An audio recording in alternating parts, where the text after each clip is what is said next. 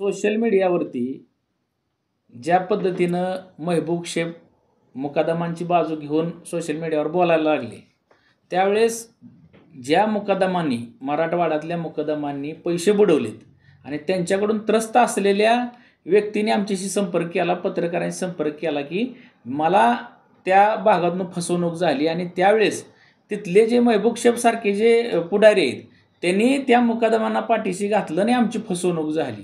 आणि तत्कालीन त्यावेळेस त्यांना ज्यावेळेस आत्महत्येची वेळ आली त्यावेळेस कुणीच त्यांना दिसला नाही दरवाजा. त्यावेळेस त्यांना रणजितसिंह नाईक निंबाळकर साहेबाचा दरवाजा दिसला आणि त्यांनी रणजितसिंह नाईक निंबाळकर साहेबाकडे गेल्यानंतर खासदार साहेबांनी त्या ठिकाणी त्यांची कागदपत्र तपासली, ह्यांची खरंच फसवणूक झाली हे त्यांच्या लक्षात आल्यानंतर त्यांनी पोलीस स्टेशनला त्यांना मदत केली की ह्यांची कागदपत्र तपासा आणि जर खरोखर यांची फसवणूक झाली असेल तर ह्यांना मदत करा. मग ह्यांना ज्यावेळेस कुणीच मदत करत नव्हतं त्यावेळेस ह्यांना आत्महत्येची वेळ आली होती, परंतु खासदार साहेबांनी मदत केल्यामुळं ह्यांचा गुन्हा दाखल त्या ठिकाणी करून घेतला आणि गुन्हा दाखल करून घेतल्यामुळं त्यांना थोडे थोडे पैसे त्या मुकादमाकडून मिळायला लागले. तर जे ह्याच्यातून जे त्रस्त आहेत, जे वाहन मालक आहेत, त्यांची आज काय परिस्थिती झाली हे त्यांच्याच तोंडनं तुम्ही ऐका. नमस्कार, मी संदीप बलभीम वाघमोडे, राहणार तिरोंडी, तालुका माळशिरस, जिल्हा सोलापूर. 2018पासून मी धंदा करतोय ऊस तोडीचा, ऊस वाहतुकीचा. 5 वाहनं होती माझ्यापाशी. 21 लाख रुपये मराठवाड्यातल्या मुकदमाने घेतलेत आहे. 2 वर्ष आला आणि डायरेक्ट परत ना आणाय गेल्यावर आलीच नाही ती, कुयतीच झाली नाही ती, आमकं झालं तमकं झालं. नोटरी आहे माझ्यापाशी, चेक आहे तर ह्याची कुणीच दाद घेतली नव्हती. 6 महिनं मी पोलीस स्टेशनला इकडं तिकडं शेवटी मरणाच्या दारात गेलो. मला एक जणांनी सांगितलं दादापाशी जा आणि दादापाशी जाऊन खासदार साहेबांपाशी जाऊन चर्चा करून बघ. मग तिथं गेलो. तिथं गेल्यावर माझा दादासाहेबांशी बोलणं झालं आणि तिथनं परत ना फोन केला. मग पोलीस स्टेशनला गुन्हा नोंदवून घेतला. आज 2 वर्ष झाले अजून त्याची काय ही नाही, पडताळणी केलेली नाही. काय परिस्थिती निर्माण? परिस्थिती अशी आहे, वाहनं माझी होती 5, सगळी म्या क्रॅप करून पैसे भरले आहे कारखान्याचं आणि एक ट्रॅक्टर राहिला आहे. शेवटी पोरं शिक्षणाला होती, 12वीला थोरला मुलगा होता, दुसरा बी 10वीला होता. सगळं थांबवून कामाला जाऊन आम्ही येईल असं पैसे कारखान्याचं भरतोय. 5,000नं, 10,000नं, 2,000नं, जसं त्यांचं फोन येतं तसं आम्ही पैसे भरतोय. आपल्याला काय काय केलं आपल्याला? बाया अंगावर येते, ते गावातलं राजकारणी नेतं तिथलं आहे तर ती सगळी पळते ती. मग त्यांच्याकडे नोटरीवर गेले आहे का? आहे की सगळं आहे, नोटरी आहे. 21,30,000ची नोटरी आहे. अकाउंटवरनं पैसे बी गेलेला आहे. त्यांच्या गुन्हावर काय दाखल केला का आपण? गुन्हा केला आहे, 400 आहे की. जिल्हा सोलापूर. आज तुमच्या सर्वांच्या माध्यमातून मला एक खुलासा करावासा वाटतोय की जे महबूब शेख राष्ट्रवादीचा कोण पदाधिकारी आहे त्यांनी जी गेल्या 2 दिवसात मुकदमाला पाठीशी घालण्यासंदर्भात काय व्हिडिओ व्हायरल केले, तर मला त्यांना एकच सांगायचं आहे की मी गेले 10-12 वर्षापासून ऊसधंदा करतो आहे. माझी यंत्रणा 10-12 ट्रॅक्टर आहेत. आम्ही मराठवाड्यातनं खानदेशातनं लेबर आणतो आणि लेबर आणल्यानंतर लेबरला मे महिन्यामध्ये जाऊन पैसे वाटप करतो. पुन्हा वरचेवर त्यांना पैसे द्यायचे. एका टोळीला किमान 5-7 लाख रुपयेपर्यंत पैसे वाटप करतो आहे. आणि त्याच्यानंतर लेबर कारखाना सुरू व्हायच्या अगोदर 15 दिवस लेबर आणायला गेलं तर मुकदमाने पळून जायचं, परत त्यांनी लेबर द्यायची नाही. इथं आम्ही कारखानदारीकडून पैसे ॲडव्हान्स घेतलेला असतं आहे आणि ते ॲडव्हान्स परत कारखानदारीला भरायचं म्हणलं तर आमच्याकडे पैसे नसतात. तर परिस्थिती कशी होते, ह्या मुकदमाला पाठीशी घालणारी मराठवाड्यातली काय पुढारी मंडळी आहे ह्यांच्यामुळे हे मुकदम जरा फोपवले गेलेत जास्त. त्यामुळे आमच्यावर इतकी वेळ वाईट आली आहे की आज म्हणजे न सांगणे एवढी वेळ वाईट आली आहे.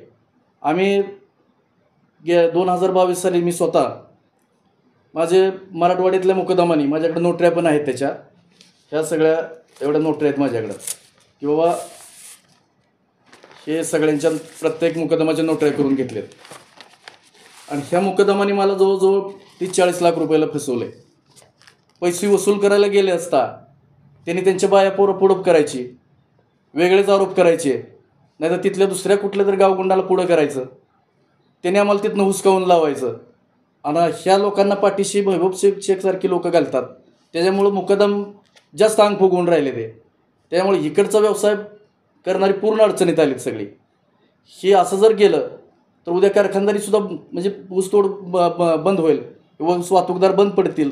कोणी ह्या धंद्याकडे हे करणार नाही. आज माझ्यावर इतकी वेळ वाईट आली आहे की बाबा मला दुसरा कुठलाही म्हणजे आत्महत्या केल्याशिवाय दुसरा पर्याय कुठला उरलेला नाही. तर मागं मी असंच आम्ही पोलीस स्टेशनला गेलो, बाबा गुन्हा दाखल करा, त्या लोकांना इथपर्यंत आणा, आम्हाला न्याय मिळावा. तर आमची कुठल्याही पोलीस स्टेशनला कुठेही दखल कोण घेत नव्हतं. ज्यावेळी आम्ही खासदार रणजितदादा यांच्याकडे गेलो आणि त्यांना आमचं सविस्तर सांगितलं, हे नोटऱ्या हे सगळं दाखवलं की दादा आमची अशी फसवणूक झाली आहे, मराठवाड्यातल्या लोकांनी फसवणूक केली, खानदेशातल्या लोकांनी मुकादमाने फसवणूक केली आहे आणि हे प्रत्यक्षात बघा, त्यांना फोन लावून विचारा, आमचं हे दुखणं आम्हाला कोणच न्याय देणार, तुम्ही तरी आमच्या पाठीशी राहावा, असं आम्ही त्यांना विनंती केली. त्यावेळी त्यांनी पोलीस स्टेशनला सांगितलं, बाबानो मला वाटतं 8/5/2023 महासंचालकाने एक आदेश काढला, परिपत्रक काढलं होतं की सातारा, सांगली, सोलापूर, कोल्हापूर आणि पुणे म्हणजे पश्चिम महाराष्ट्रातल्या सर्व SP-ना की बाबा त्यांनी प्रत्येक ह्या लोकांना फसवणूक होती आणि त्याच्यानंतर त्या SP-ना सांगितलं परिपत्रक काढून की त्या मुकदमावरती 420चा गुन्हा दाखल करून घ्या. आणि ह्या अनुषंगानं दादाकडे गेलो आम्ही. तर म्हणजे पोलिस गुन्हा दाखल करून घेत नव्हती म्हणून त्यांच्याकडे गेलो आणि दादांनी त्यांना सांगितलं, बाबा खरी परिस्थिती बघा आणि त्यांच्यावर लोकांना मदत करा. ह्या दादांचा काय वावगा विषय नाही, पण हे महबूब शेखसारखी लोक आहेत त्याच्यामुळं आम्हाला पैसे मिळत नाहीत. महबूब शेखनं जर समजा मुकदमाला पाठीशी घालत असेल तर महबूब शेखनं आमचं पैसे द्यावेत. हे जे सगळे पैसे बुडलेत माझे 30-40 लाख रुपये, हे त्यांनी पैसे दिलं पाहिजेत आम्हाला. मग आम्हाला अशी शंका वाटते, जर 5-7 लाख रुपये 10 लाख रुपये जर त्या मुकदमाने घेतलं त्यातलं 50% महबूब शेखला जातात का काय असं वाटतंय थोडंसं. आणि जर त्यांनी वसुली आम्हाला दिली तर बरं होईल. याला पाठीशी कोण घालते असं वाटतं मला? की महबूब शेखसारखे लोकच पाठीशी घालतात, दुसरं कोण घालणार आहे? त्यांनी जर आता असं कोणावर बी खोटं नाटा आरोप करून किंवा काहीतरी सांगून मुकदमाला असं केलं, मुकदमाचं तसं केलं, असं नाही ना. मुकदम पैसे तुझा अगोदर मुकदम पैसे त्या भागातले खातोय, आम्हाला पूर्ण अडचणीत आणतोय. आम्ही जमिनी विकलेत, जमिनी विकून आमचा उदरनिर्वाह करायला लागलोय. म्हणजे इतकी वाईट परिस्थिती आहे आणि तरी मग त्यांनी त्या लोकांना पाठीशी घालायचं, हे साफ चुकीचं आहे ना. आता यातून आपल्याला जर न्याय मिळाला तर इथून पुढची भूमिका आपली काय राहणार? आता जर न्याय समजा आम्हाला नाही पैसे मिळालं तर त्या मुकदमाचं, महबूब शेखचं, हे सगळ्याचं चिठ्ठीवर नाव लिहून आत्महत्या करू. महबूब शेखच आम्हाला पैसे देऊ देत नाही असं आम्हाला वाटायला लागलं आहे. जे डॉक्टर संपदा मुंडे यांचं जे काय सोशल मीडियावर प्रकरण चालू आहे, हे मराठवाड्यातली काही राजकीय मंडळी, महबूब शेख कोण राष्ट्रवादीचा पदाधिकारी काय कोण मला माहीत नाही, पण ह्याचे जे काय सोशल मीडियावर जे व्हिडिओ व्हायरल होते ते आम्ही बघतोय. ह्याच्यामुळं मुकदम फोपवले गेलेत. मुकदम फोपवल्यामुळं आम्हाला वाहनधारकाला पूर्ण अडचणीत आणले. ही महबूब शेखसारखी दलाल मंडळी आहे, ही मुकदमाला पाठीशी घालते आणि त्याच्यामुळं मुकदम तिथल्या वाहनधारकाचे पैसे देण्यात झाले, प्रत्येकाला फसवून झाले. या लोकांना आज आत्महत्या करायची वेळ आली आहे. महबूब शेखला माझं एक सांगणं आहे, तुम्ही आज 100% डॉक्टरांना न्याय मिळायसाठी जरूर हे करा, पण मुकदमाला कधी पाठीशी घालू नका. आमच्या माढा तालुक्यातला बेंबळेतला गावचा एक गेल्या 2 वर्षात बसलेला तिकडं त्या मुकदमाने सगळ्यांनी मारलं, मिळून जीव मारलं. त्याच्या वेळेस काय महबूब शेख तुम्ही बोलला नाही? त्यावेळी पण तुम्ही बोलायला पाहिजे होतं ना. ह्या वाहनधारकाला न्याय मिळायला पाहिजे होता. उलट पैसे ह्याचेच घेतले, हे टुळ्या नाही गेला तिकडं, टुळी तर ह्याला दिलीच नाही, ह्याची फसवणूक केली, पण ह्याचा जीव घेतला तिकडं, ह्याला मारलं. त्यावेळी महबूब शेखनं बोलायला पाहिजे होतं. प्रत्येक पुढारी उठतोय मराठवाड्यातला आणि ह्याचं राजकीय भांडवल करतोय, हे थोडं हे गैर वाटत नाही का? ह्या भागातल्या वाहनधारकाला कोण न्याय देणार, ह्याचा कोणतरी विचार केला पाहिजे. बघा, एकला माझं एक सांगणं आहे, तुम्ही जसं इतर म्हणजे त्या मुकदमाला पाठीशी घालताय तसं वाहनधारकाचा बी तुम्ही विचार करा. त्यांना सुद्धा न्याय दिला पाहिजे. नमस्कार, मी अप्पासाहेब देशमुख, माळशिरस. डॉक्टर संपदा मुंडे यांचा दुर्दैवी मृत्यू झाला आणि त्या मृत्यूचं आज सोशल मीडियावरती बघतोय आपण, अनेक राजकीय मंडळी त्याचं भांडवल करत आहेत. खरं तर अशा वेळेस त्या कुटुंबाच्या पाठीमागे आपण सर्वांनी उभं राहिलं पाहिजे आणि डॉक्टर मॅडमला न्याय मिळवून दिला पाहिजे. त्यासाठी खरं आपण सगळ्यांनी लढायला पाहिजे. पण ती बाजूला ठेवून काय राजकीय मंडळी त्या एक म्हण आहे बघा, म्हणजे मड्याच्या टाळावरचं लोणी खायचं, तो प्रकार सध्या चालू आहे. तर खरंच त्या डॉक्टर मॅडमला न्याय द्यायची गरज आहे. तर तो न्याय देणं बाजूलाच राहिलं किंवा त्या कुटुंबाचं सांत्वन करायचं बाजूलाच राहिलं.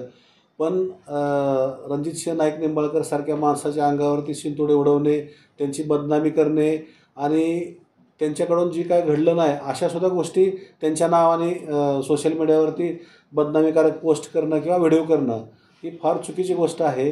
कारण आम्ही रणजितदादांना फार जवळून ओळखतो. आमच्यासारख्या कार्यकर्त्यावर सुद्धा कधी अन्याय झाला, कुठं अडचण आली तरी अर्ध्या रात्रीचं फोन केला तर रणजितदादा फोन उचलतेत, अडचण समजून घेतात आणि संबंधित अधिकाऱ्याला जर काय बोला म्हणलं किंवा काय आमच्यावर अन्याय होतो आहे आणि दादा तुम्हाला सांगावं लागतं आहे म्हणलं तर एक आमचा खासदार म्हणून त्यांनी त्यात आमची बाजू कायम घेतलेली आहे. आणि एवढं चांगलं काम करणाऱ्या माणसाला अडचणीत आणणं किंवा आज आम्ही बघतोय 6-7 वर्षापासून दादांना खासदार असल्यापासून फलटण शहरात तर गेल्या 50 वर्षामध्ये जी काय विकास झाला नाही तिथल्या प्रस्थापितांकडून, ते आज दादांनी फलटण शहराचा चेहरा बदलला आहे. महाराष्ट्रामध्ये बारामतीत जसा विकास झाला तसा 2 नंबरला आज फलटण आहे. आणि मग तिथल्या प्रस्थापितांना ही कालचं पुरं एवढा मोठा विकास करू शकतं म्हणूनसाठी त्यांना ह्या गोष्टीचा सगळा राग आला आहे.